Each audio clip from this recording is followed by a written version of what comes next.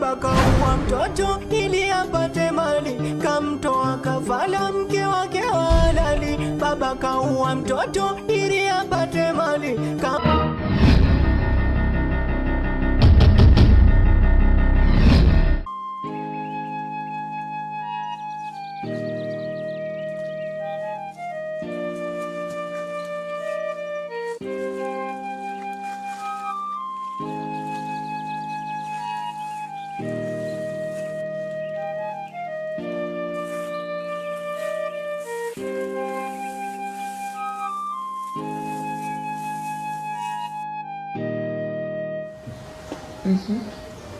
Karibu. Asante. Habari za hapa? Salama tu za huko? Safi. Vipi hali?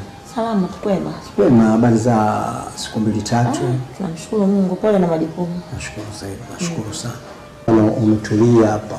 Nawe ile kana jumba lako la kifahari kubwa. Asante. Asante. Tupo. Bana mimi nimekuita. Swala langu ni ile tu la hati. Hati.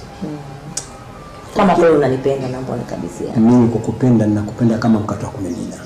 Kweli sana.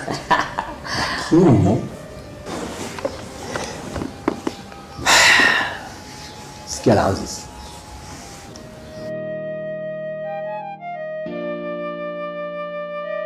Mume wangu nilivyokwenda makaburini kwenda kuzuru kaburi la mtoto, kipindi natoka pale makaburini, kiinjia cha makaburi hivi kulikuwa na chungu.